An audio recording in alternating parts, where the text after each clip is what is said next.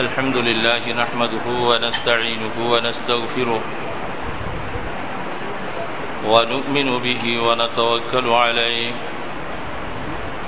ونعوذ بالله من شرور أنفسنا ومن سيئات أعمالنا من يهد الله فلا مضل له ومن يضلله فلا هادي له ونشهد أن لا إله إلا الله وحده لا شريك له ونشهد أن سيدنا ومولانا محمدا عبده ورسوله أما بعد فأعوذ بالله من الشيطان الرجيم بسم الله الرحمن الرحيم ألم يأتكم رسل منكم يتلون عليكم آيات ربكم وينذرونكم لقاء يومكم هذا اللهم صل على سيدنا محمد وعلى آله وأصحابه وبارك وسلم اللهم صل على سيدنا محمد وعلى آله وأصحابه وبارك وسلم اللهم صل على سيدنا محمد وعلى آله وأصحابه وبارك وسلم नेककार दीनदार मुसलमान भाईरा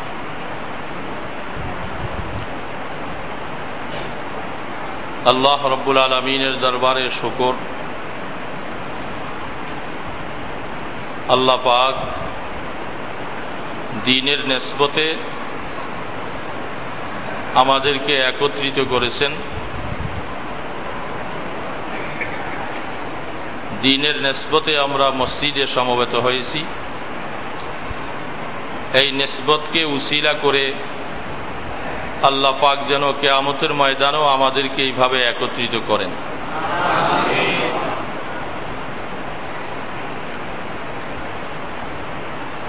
রূহের জগতে যাদের সাথে পরিচয় থাকে হাদিস শরীফের মধ্যে আল্লাহর হাবিব ফরমান দুনিয়ার জগতেও তাদের সাথে পরিচিতি লাভ হয়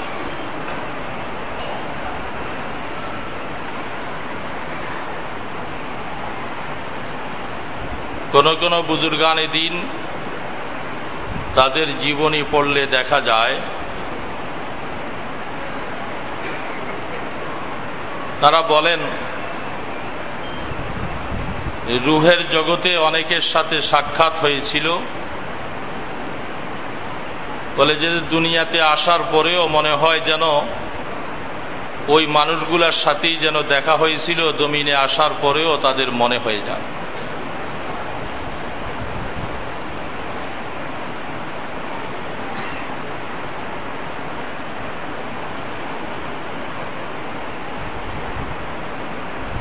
নেক সোহবতে থাকা নেককারদের সাথে উঠা বসা করা এটার লাভ দুনিয়াতে বুঝে না আসলেও মৃত্যুর পরে ইনশাআল্লাহ বুঝে আসবে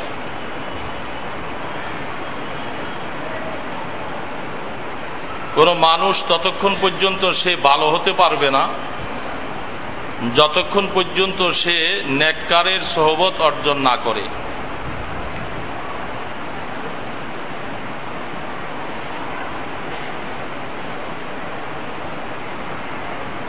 সাহাবায়ে কেরাম তারা ভালো হতে পারতেন না যদি আল্লাহর হাবিবের সোহবত তারা যদি না উঠাইতেন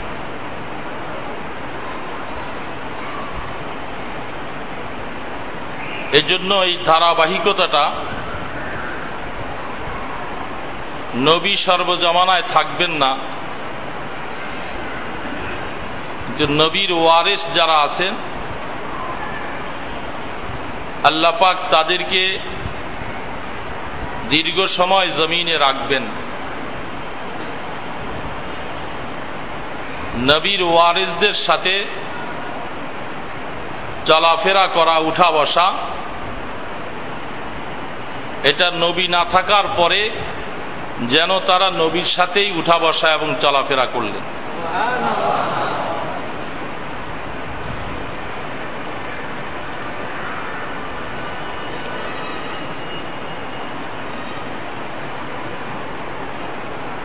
এই জন্য সহবত ছাড়া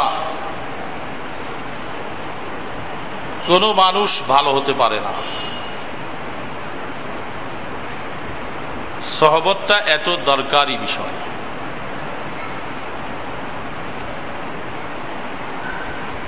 যারা নবীর ওয়ারিস, তাদের উপরে আল্লাহ পাকের তরফ থেকে দায়িত্ব দিয়ে দেওয়া হয়েছে।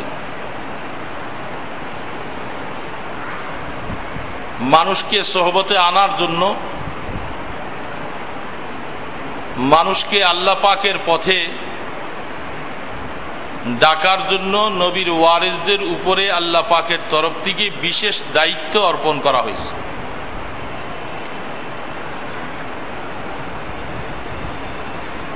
আমি যে আয়াতটুকু তেলাওয়াত করেছি, আল্লাহ পাক সে আয়াতে বলতেছেন,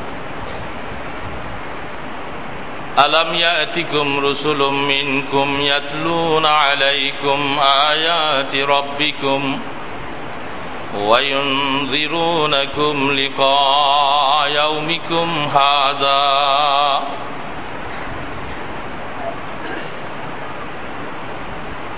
আল্লাহ রাব্বুল আলামিন বলতেছেন, আলাম ইয়াতিকুম রুসুলুম মিনকুম, কিয়ামতের ময়দানে যারা নবী নয়, গায়রে নবীদেরকে আল্লাহ পাক প্রশ্ন করবেন।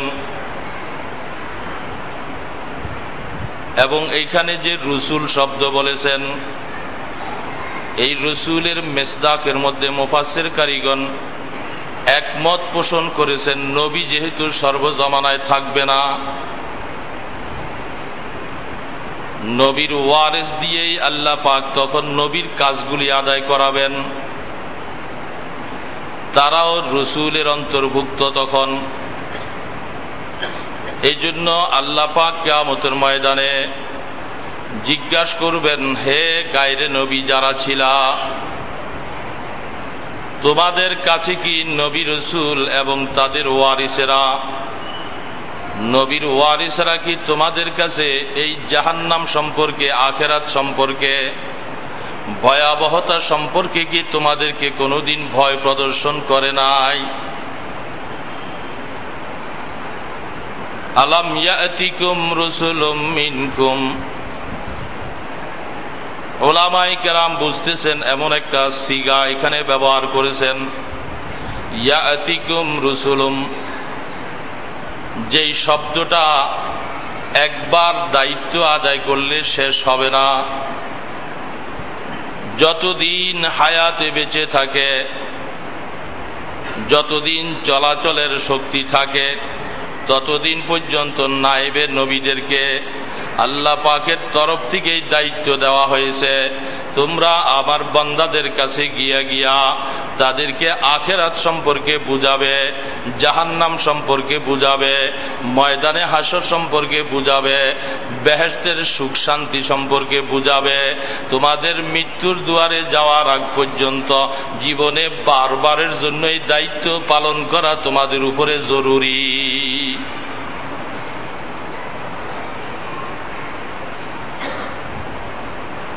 এই জন্য ওলামায়ে কেরাম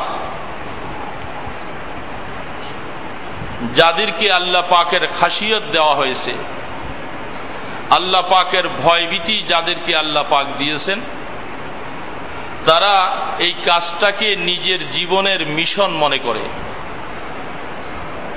দুনিয়ার আর যত কাজ আছে সবগুলি কাজ পরে, এক নম্বর কাজ হবে এই দাওয়াতের কাজ। মানুষকে কেমন করে আল্লাহ পাকের সাথে লাগাই দেওয়া যায়, আল্লাহ পাকের বান্দাকে আল্লাহর সাথে কেমন করে লাগাইয়ে পরিচয় করাই দিতে পারে, এই কাজটা ওলামায়ে হক্কানি রব্বানীদের জীবনের মিশন। ওলামায়ে হক্কানি রব্বানী তারা তাদের জীবনের মিশনকে পরিচালিত করার জন্য জীবনের সর্বক্ষেত্রে তারা কাজ চালিয়ে যাবে। আর গায়রে আলেম যারা, তাদেরকে বলা হচ্ছে যে কিয়ামতের ময়দানে ওই প্রশ্ন যখন তোমাদেরকে করা হবে, সেদিন যেন তোমরা জবাব দিতে অসুবিধা না হয়, ভয়াবহ মুসিবতের মধ্যে যেন গ্রেফতার হয়ে না যাও। এই জন্য তোমাদের জীবনের মিশন হলো তোমরা ওলামাদের সাথে লেগে থাকবে, নায়েবে রসুলদের সাথে তোমাদের জীবনের মূল্যবান সময় তোমরা ব্যয় করবে।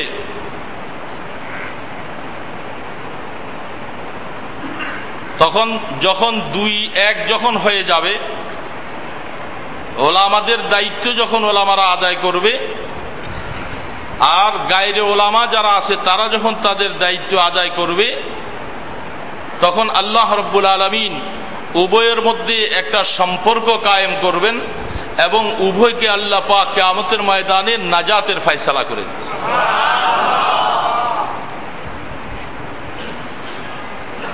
যারা জীবনের এই মিশনকে শেষ করা, জীবনের শেষ অবস্থার মধ্যে যখন পৌঁছে যায়, তখন তারা নিজেদের বিছনার মধ্যে শুয়ে শুয়ে আল্লাহ পাকের কাছে দরখাস্ত করেন, করমে আরোজে কাজী মঞ্জিলে ওয়াইরাবে রওয়াম, করমে আরোজে কাজী মঞ্জিলে ওয়াইরাবে রওয়াম, রাহতে যা তলবম আজ পায়ে জানাবে রওয়াম।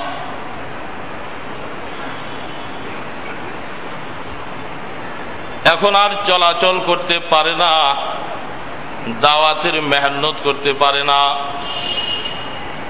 অনেক বড় বড় নামাজ পড়তে পারে না, তাহাজ্জুদ পড়তে পারে না, বিশেষ বিশেষ তাসবিহ তাহলিল করার মতো শক্তি নাই, বার্ধক্য চলে আসছে। তখন নিজের মনকে সম্বোধন করা বলে, হায় রে মন, এই জীবনটা তো তুমি আল্লাহ পাকের মখলুকের খেদমতের পিছনে জীবন কাটাইয়া এখন তুমি মৌতের দিকে রওনা দিলা। তখন তুমি নিজকে নিজে সম্বোধন করে বলে, খরমে আরোজে কাজী মঞ্জিলে ওয়াইরাবে রওয়াম, আমি এই সুজলা সফলা এই দেশকে আমি ছেড়ে দিয়া এমন একটা ঘরের দিকে রওনা দিয়েছি যে এই ঘরের মধ্যে কোনো বন্ধু নাই, বান্ধব নাই, সেইখানে দাওয়াতের কাজ নাই, তাহাজ্জুদ নাই, ইশরাক নাই, চাস্ত নাই, কিছু নাই, সব কিছু নিজের মনটাকে বিসর্জন দিয়া ওই একাকী ঘরের দিকে, নির্জনতার দিকে চলতেছি। খরমে আরোজে কাজী মঞ্জিলে ওয়াইরাবে রওয়াম, রাহতে যা তলবম ওয়াজ পায়ে জানাবে রওয়াম। দুনিয়ার জীবনে কষ্ট করা, দুনিয়ার হায়াতকে আল্লাহ পাকের সন্তুষ্টির পিছনে কাটাইয়া এখন একাকী নির্জনতার দিকে যাচ্ছি। মনের আবেগটা হলো ওই একাকী ঘরের মধ্যে আমার জীবনের শান্তি তালাশ করতেছি। জানি না আল্লাহ পাক আমার ওই একাকী ঘরের মধ্যে শান্তির ফয়সালা করবেন কিনা। সেইখানে আল্লাহ পাক কি মুআমেলা করবেন কারোই জানা নাই।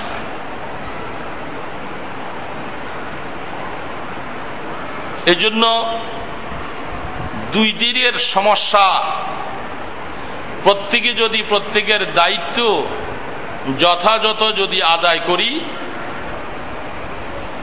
নায়েবে রসুল যারা তারা তাদের দায়িত্ব আদায় করবে, আর গায়রে নায়েবে রসুল যারা আছে তারাও তাদের দায়িত্ব আদায় করবে।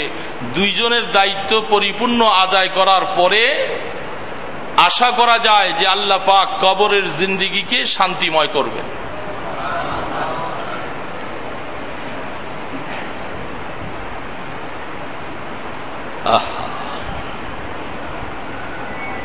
এই জন্য আল্লাহ রাব্বুল আলামিন আল্লাহ পাকের বহু বান্দাকে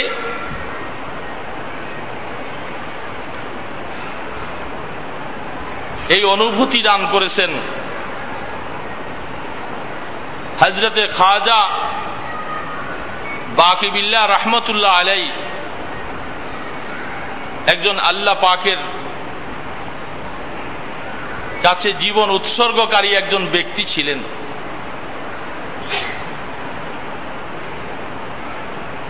হঠাৎ করে কথাটা মনে পড়ল, আল্লাহ পাকের বান্দা রাত্রের গভীর অবস্থায় তার সাথে ওই এলাকার একজন হোটেলের মালিক আজরাল ওলির সাথে সোহবতের একটা সম্পর্ক ছিল, দ্বীনি নিসবত ছিল, তার সাথে দ্বীনের সম্পর্ক কায়েম ছিল। হযরতের সাথে যাওয়া আসা করতে করতে হোটেলের মালিক সুরতান যদিও হোটেলের মালিক, কিন্তু তার দিল যেন এখন আল্লাহকে তালাশ করনেওয়ালা। সোহবতের দাম কত! রাত্র গভীর অবস্থায় খাজা বাকিবিল্লাহ রাহমাতুল্লাহ আলাইহি ঘরের মধ্যে খাবারের কোনো সামান নাই। রাত্রিবেলা 2-3 জন মেহমান তার বাড়িতে নামাজ পড়েছে। জায়নামাজের মধ্যে বসে আল্লাহ পাকের কাছে দোয়া করলেন, আল্লাহ এই রাত্র গভীর অবস্থা, তোমার মেহমানরা আমার বাড়িতে আসছে, আর মেহমানকে মেহমানদারি করাবার মতো কোনো ব্যবস্থা নাই। হে আল্লাহ, মেহমানদেরকে কেমন করে ইজ্জত করব? তুমি সব কিছু পারো। আল্লাহ পাকের বান্দা আল্লাহ পাকের কাছে জায়নামাজে বসে দোয়া শেষ করলেন। জায়নামাজ থেকে উঠে মাত্র দেরি হয় নাই, হঠাৎ করে ঘরের দরওয়াজা নক করলেন। দরজা খুলে নজর করে দেখে ওই হোটেলের মালিক মাথার মধ্যে কিছু খাবার নিয়া ঘরের দরওয়াজার সামনে আইসা হাজির হয়ে গেছে।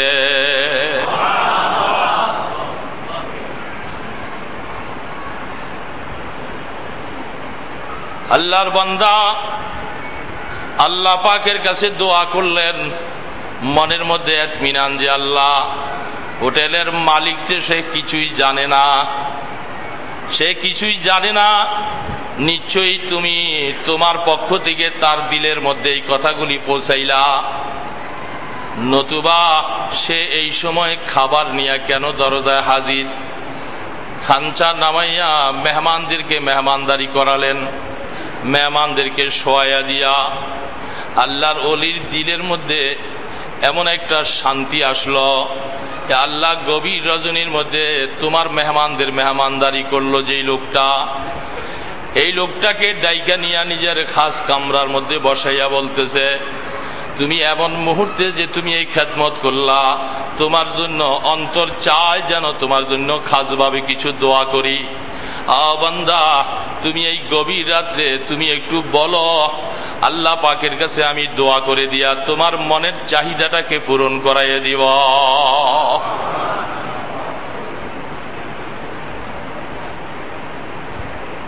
খাস কামরার মধ্যে গভীর রাত্রে ডাইকা নিয়া যখন জিজ্ঞাসা করলেন, যেহেতু আল্লাহওয়ালার সোহবত প্রাপ্ত একজন হোটেল মালিক, দুনিয়ার বহু কিছু চাইতে পারতেন, খোদার বান্দা ওই সুযোগটাকে সময়টাকে মৌকাকে মৌকা মনে করা তখন তার কাছে দরখাস্ত করলেন, হযরত আমি আপনার কাছে দুনিয়ার কিছু চাই না, আমি চাইতেছি এমন একটা দোয়া করেন আল্লাহ যেন আমাকে আপনার মতো একজন খাজা বাকিবিল্লাহ বানাইয়ে দেয়।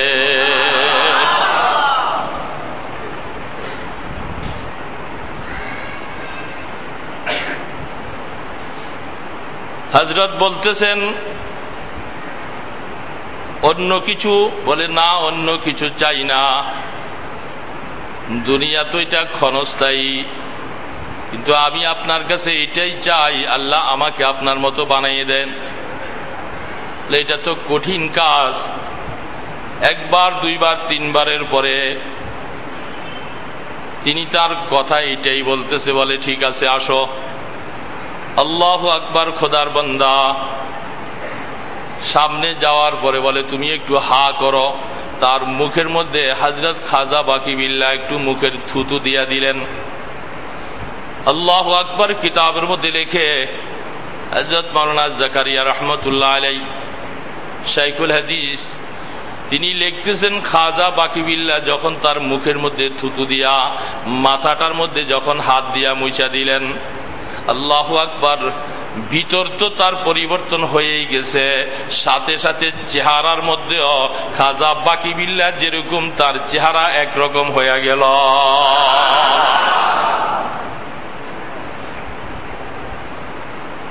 সুরতের মধ্যে পরিবর্তন, সিরতের মধ্যে পরিবর্তন, ভিতর আর বাহির একরকম। আল্লাহু আকবার। এখন খোদার বান্দা কাঁদতেছে, নিজের দিকে একবার তাকায় আর হযরতের চেহারার দিকে একবার তাকায়, দেখে তার মধ্যে আর হযরতের মধ্যে কোনো প্রভেদ নাই। রাস্তায় বাইর হয়ে যায়, দুইজনকে খাজা বাকি বিল্লাহ দেখা যায়। সব মানুষ হয়রান, ব্যাপারটা কি হয়েছে? বলে এমন হয়েছে, গভীর রাত্রের মুআমেলা, আল্লাহওয়ালার সোহবতে আল্লাহ রাব্বুল আলামিন আমার জীবনের সব মোড়কে ঘুরাইয়া দিলেন। আল্লাহু আকবার। এই জন্য লেখা হয়, খোদার বান্দা সোহবত এত বড় দামি জিনিস, আসলে ওরকম সোহবত তো আমরা এখতিয়ার করতে পারি নাই। এই জন্য আমাদের জীবনে সেই নূরও আমরা পাইতেছি না। যাদের জীবনী আমরা বলতেছি, তাদের জীবনী তালাশ করলে দেখা যায় তারা আল্লাহওয়ালাদের সোহবতকে এমনভাবে উঠাইয়েছেন, যার কারণে আল্লাহ রাব্বুল আলামিন তাদের জীবনটাকে এমনভাবে পরিবর্তন করে দিছে, এখন ওই আল্লাহর ওলি আর তার মধ্যে কোনো প্রভেদ থাকে না।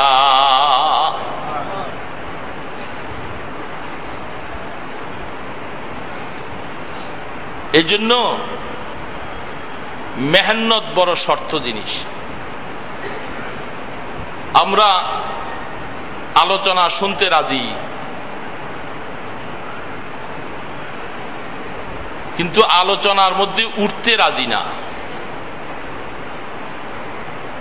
শোনাও ফায়দা আছে, যেহেতু শুনতে হবে, শোনার জন্য ওইটা আল্লাহ পাকের নির্দেশ, এই জন্য শুনতেছি। কিন্তু আলোচনা যেই জন্য শোনা হয়, সেই কাজগুলি করার জন্য রাজি না। এটা জীবনের আমাদের অধিকাংশদের হালাত। সিরত আর সুরত দোনোটার পরিবর্তন হতে হবে।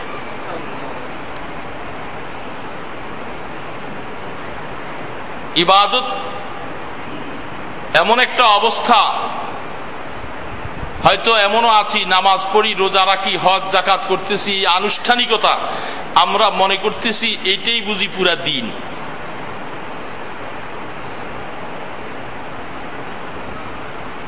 দিন এত বড় একটা ব্যাপক জিনিস, যেটাকে হাদিস শরীফের মধ্যে বলতেছেন আদ-দীন ওয়ান নসিহা লিল্লাহি ওয়া লিরাসূলি ওয়া লিআম্মাতিল মুসলিমিন। দিন কোন জিনিসের নাম? আল্লাহু আকবার। দিন এমন একটা বস্তু, একজন মোমেন সে নিজের জন্য যা ভালোবাসে, আরেকজন মোমেনের জন্য ওইটাও ভালোবাসা তার ইমানের অংশ।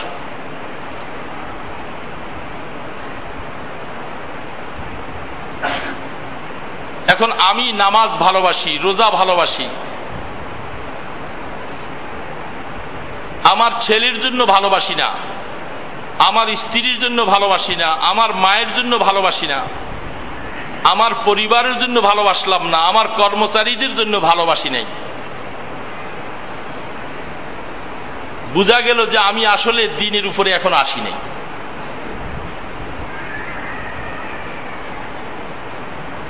এই জন্য দ্বীনের ব্যাপকতা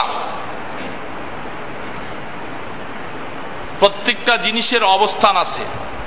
হযরত মাওলানা জাকারিয়া রহমতুল্লাহ আলাইহি আবৃত্তির মধ্যে লিখেছেন, আবৃত্তি একটা কিতাব, হযরতের জীবনী হযরত নিজে লিখছেন সব। মানুষ তো অনেক সময় কোন হযরতের জীবনী অন্য কেউ লেখে। শাইখুল হাদিস হযরত মাওলানা জাকারিয়া রহমতুল্লাহ আলাইহির আবৃত্তি একটা কিতাব লেখা হয়েছে, এটার মধ্যে হযরতের জীবনীর সব কথা। এজন্য এইগুলি আমরা ছাত্রদেরকে পড়তে বলি, নিজেরাও মাঝে মধ্যে মজমা করে হালকা করে বলে আবৃত্তি পড়ো। হযরত মাওলানা জাকারিয়া রহমতুল্লাহ আলাইহি বলেন, আমি একদিন তালিবুল ইলমের জিন্দেগিতে 4 রাকাত তাহাজ্জুদ পড়েছি, পরে একটু বেশি সময় মুনাজাত করতেছিলাম। তালিবুল ইলমদের জন্য আমাদের সবক হলো, তুমি রাত্রিবেলা উঠলে উঠা সংক্ষিপ্ত 4 রাকাত নামাজ পড়ে তোমার জন্য ওজিফা হলো তুমি কিতাবে বসে যাইবা, তুমি কিতাব পড়বা, এটাই হলো তোমার জন্য ওজিফা। লম্বা মুনাজাত, লম্বা দোয়া, লম্বা জিকির তোমার জন্য এখন না। হযরত মাওলানা জাকারিয়া রহমতুল্লাহ আলাইহি তিনি বলেন যে আমি তো তখন বয়সে ছোট মানুষ, তা আমি একটু আবেগ আসছিল, মুনাজাত একটু লম্বা করতেছিলাম। আব্বাজান কেমনে জানি একটু টের পাইছে, আইসা আমাকে এমন জোরে এক থাপ্পড় দিলেন, থাপ্পড়ের চোটে আমাকে মুনাজাত সহ ঘুরে ফেলাই দিলেন।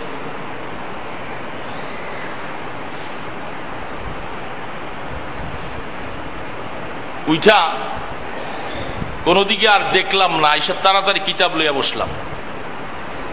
ওই সময় তো ছোট ছিলাম, আব্বার এই থাপ্পড়ের উপরে মনে গোস্সা আসছে যে আরে আমি তো একটা ভালো কাজই করতেছিলাম, এই কাজের উপরে আব্বা আমাকে এইভাবে করে প্রহার করলেন। পরবর্তী জীবনে যখন আল্লাহ পাক বুঝ দিলেন, তখন বুঝলাম আমার ওই সময়টা, ওই সময়ের মধ্যে আমার জিকির লম্বা মুনাজাত থেকে আমাকে এলেমের একটা সবক যদি আমি হাসিল করতাম, যেটা আমার হাজারো মুনাজাত, হাজারো দোয়ার থেকে অনেক বেশি উত্তম।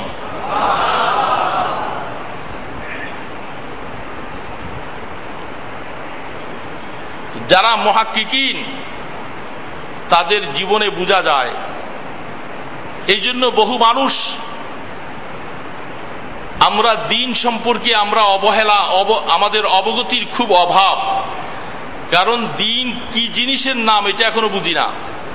শুধু একটু নামাজ কিছু পড়লেও নাই আমাদের কাছে কোরআন।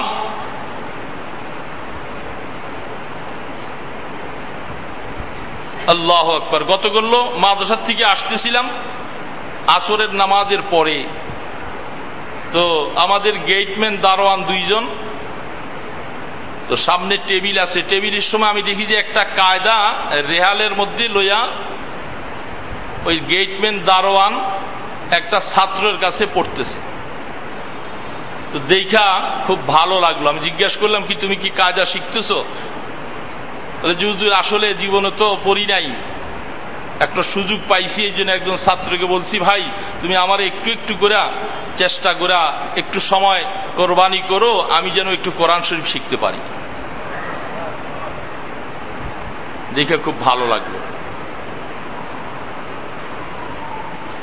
আজ আমরা মুসলমান, আমরা যে দিনের স্বাদ আর মজা পাচ্ছি না, জিকির খুব করতেছি, জিকির খুব করতেছি। আফসুস যদি বলা হয় আরে আফজালুজ জিকির তো তেলাওয়াতুল কোরআন, আপনি একটু কোরআন জানেন? তালাশ করলে দেখা যায় হাজারের মধ্যে 100 জন পাওয়া যায় না, বাকি 900 জন সব কোরআন না জাননেওয়ালা। এরা দিনের স্বাদ কি করে পাবে? এরা দিনের ওজিফা কি আদায় করবে? দিন কোন জিনিসের নাম এটা বুঝবে কেমন করে, যার কাছে কোরআনের মতো দৌলত নাই? অন্ধকার। এবং এর জন্য সময়ও দিতে আমরা রাজি না। এমন একটা সময় আসবে হযরত বোয়ালি শাহ হুজুর রাহমাতুল্লাহ আলাইহি, আমাদের মরহুম নানুপুরি রাহমাতুল্লাহ আলাইহির পীর ভাই হযরত নানুপুরি রহমতুল্লাহ আলাইহির জানাজা তিনি পড়াইছেন। একেবারে হ্যাংলা পাতলা একজন মানুষ, হযরতের জানাজা যখন তিনি পড়ান তখনও দেখা যায় তার সারা শরীরের মধ্যে হিসাব করলে 15 থেকে 20 কেজির বেশি ওজন হবে না।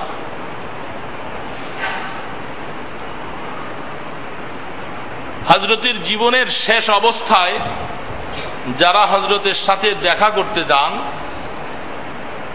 তখন তার একটাই আমল, তিনি এখন কোনো লম্বা সূরা তাসবিহাতও নাই, বড় জিকির আজকারও নাই, তাহাজ্জুদ আওয়াবিন এতগুলি কিছুই পারে না, শরীর একেবারে মাজুর, কিন্তু একটা কাজের মধ্যে তিনি বসে থাকতেন। কেউ গেলে সালাম দিছেন, আসসালামু আলাইকুম, ওয়ালাইকুম সালাম, কোথার থেকে আসছেন? অমুকখানতে আসছি, হযরত দোয়ার জন্য আসছি, বাস দোয়া, আমিও দোয়া চাই, আমার জন্য দোয়া করেন, এতটুক পর্যন্তই কথা শেষ। বলে যে আর বেশি সময় নাই, সময়টা কোথায়? শুধু কোরআন শরীফ নিয়ে বসে আছে, এই কোরআন শরীফ পড়তেছে, কোরআন শরীফ পড়তেছে, এই শুধু নামাজ, খাওয়া দাওয়া, ইস্তিনজা আর বাকি সময় শুধু কোরআন পড়তেছেন, শুধু কোরআন পড়তেছেন। বড় আফসুস এই জন্য মুসলমানের জন্য, সদ আফসুস। মুসলমান আমরা ইসলাহ হইতে চাই, আমাদের জীবনকে পরিবর্তন করতে চাই, আমরা ইনকিলাব করতে চাই, কিন্তু আফসুস হলো আমাদের কোরআন শিখতে চাই না। आंखों में लगाया जाता हूं, ताकों में सजाया जाता हूं। বড় আফসুস মনে হয়। রমজান মাসে আমার কাছে তাজ্জুব লাগতো, আমাদের এখানে তো আপনারা দেখতেন যে রমজান মাসে 9:30 10টার থেকে মুসল্লি তারা কাতার শুরু করে দেয়। তা আমি রমজানের শেষ 10 দিনে যখন ইতিকাফে আসি তখন তো সামনে আসি, এই দেখি লোকগুলি এই যে বসে আছে হজের মধ্যে, দেখবেন আপনারা দেখেছেন, যারা বারবার গেছেন তারা তো দেখেছেন, সেইখানেও এরকম জুমার দিনে জায়গা পাওয়ার জন্য 9টার থেকে লাইন ধরে আগে হারেমে ঢুকতে হয়। তো 9টার থেকে সেই 12:30 পৌনে 1টায় খুতবা, এত লম্বা সময়। কাজ কি? প্রত্যেক জায়গার মধ্যে কোরআন শরীফ দেওয়া আছে, সবাই কোরআন তেলাওয়াতে লিপ্ত। আর আমার দেশের মুসলমানেরা জায়গা পাওয়ার জন্য আসছে 9:30 10টা বাজে মসজিদে কাতার ধরছে ঠিকই, কিন্তু কোরআন শরীফ নিয়ে পড়তে কাউকে দেখি না, বৈশা বৈশা তসবিহ পড়তেছে। তাতে বুঝতে পারলাম যে মানে এরা কোরআন জানে না, এরা কোরআন শিখে নাই কেউ, যার কারণে অথচ সামনে তো কোরআন দেওয়া আছে, এটা কোরআন শরীফ নিয়ে যে পড়বে সেটা নাই। যেন বড় আফসুস মনে হচ্ছে। মুসলমান জীবনের আমরা ইসলাহ হতে চাই, জীবন পরিবর্তন করতে চাই, ইসলাহ হওয়ার যে সমস্ত হাতিয়ার এগুলি আমাদের কাছে দেওয়া হয়েছে, এগুলার থেকে আমরা দূরে। আমি সৈনিক হব, আমি জিহাদ করব, যুদ্ধ করব কি দিয়া? আমার কাছে তো সেই অস্ত্রই নাই। এই জন্য জীবন পরিবর্তন ঘটাবার জন্য যারা আমাদেরকে ভালোবাসেন, যারা আল্লাহ ওয়ালাদেরকে ভালোবাসেন, তাদেরকে অনুরোধ করব জীবনে একটা মিশন তৈরি করে নেন যে আমাকে মৃত্যুর আগে হলেও আমার সহি করে কোরআন পড়তে হবে। কিভাবে পড়বো এটা আমি জানি না। এই জন্য আমাদের মুরব্বীরা সবসময় এদিকে উদ্বুদ্ধ করতেছেন। বড় ওজিফা, বিভিন্ন সময় ওজিফা তো আছে, কোরআন তেলাওয়াত সবচেয়ে বড় ওজিফা।